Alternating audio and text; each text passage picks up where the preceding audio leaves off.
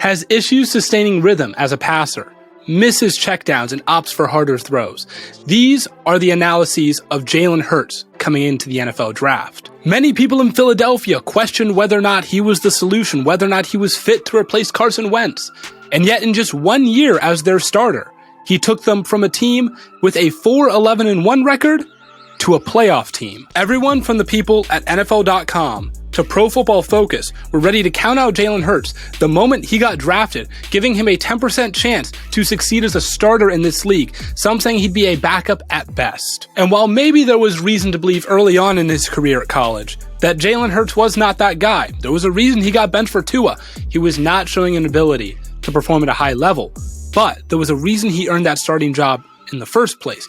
Over 3,600 total yards and 36 touchdowns as a freshman at Alabama. People remember his incredible physique, tree trunks for legs. He felt like a literal running back. This was a guy they couldn't wait to get out of the weight room because all he did was work. Even today, many speculate that he could be a professional power lifter if he wanted to. This is a guy that always gets better. A, because of his tremendous athleticism.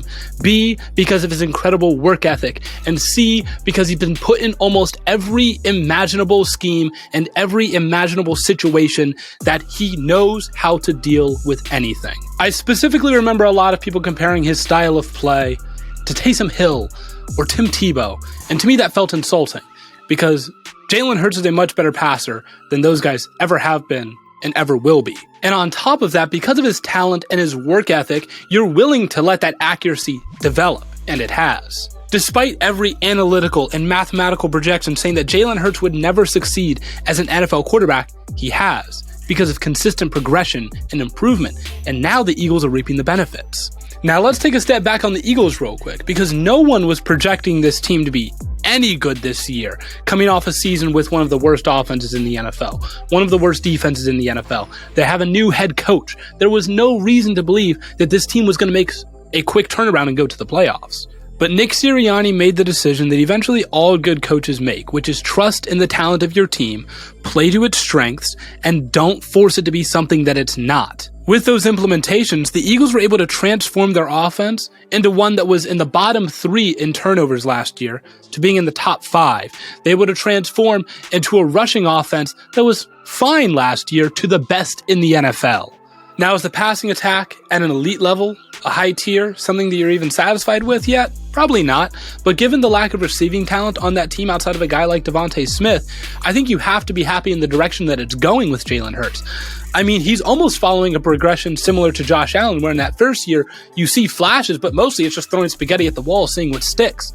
And then in that second year, you see him cut back on a lot of the stuff that didn't work. You see him cut back on the turnovers a little bit. And then in the third year, now we're going to be starting to see what can this guy really do. But why would I project such a thing, right? It's not like I've been the only person for years believing in Jalen Hurts. It's not like the Eagles were basically treating him like a disease last year, where they were doing everything in their power, it seemed, to keep him off the field, even though it was very obvious that the team was better when he was on it. Now, I will say, for what it's worth, Pro Football Focus, they did have good. As a matter of fact, they had some great things to say about Jalen Hurts. They just didn't take it far enough. They showed the progression from year to year in college. They showed how he got better every single year. They showed how he had the second highest grade behind Joe Burrow. And yet, they still acted like he was an option, like he was their last resort. If Carson Wentz doesn't work out, Carson Wentz was not going to work out. He hadn't been good in like 3 years.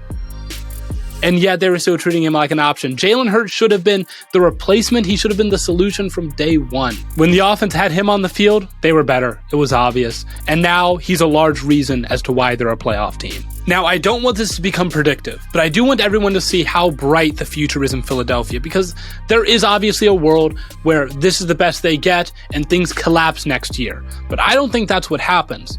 Jalen Hurts gets better. That's the first thing, because what do we know? Jalen Hurts always gets better. So that's the first thing. Jalen Hurts gets better. Next thing, you have 4 really strong rotational backs. That's a big reason on top of Hurts as to why your run game is so elite, is that you have those guys that you can rotate through. Number 3, you add more depth in the receiving core, right? Whether that be with your 3 first-round draft picks or the receivers are going to be available in free agency. And if I'm a guy like Chris Godwin, Philadelphia is not looking like too bad of a spot right now. And again, I don't want this to be predictive, but I can see the man that always gets better, Jalen Hurts, making the league hurt and bringing home a Lombardi trophy to the city of Philadelphia. What's up, everybody? Thank you so much for watching this video. If you enjoyed it, which I hope you did, would really appreciate you subscribing, leaving a like, and leaving a comment on just how much you love Jalen Hurts. Until next time, make sure you check out the podcast, Stay Hot, a sports podcast featuring myself, Blaiden Kirk, Matthew Spinauer, and of course, Theo Ash. We'll catch you on the flippity flop.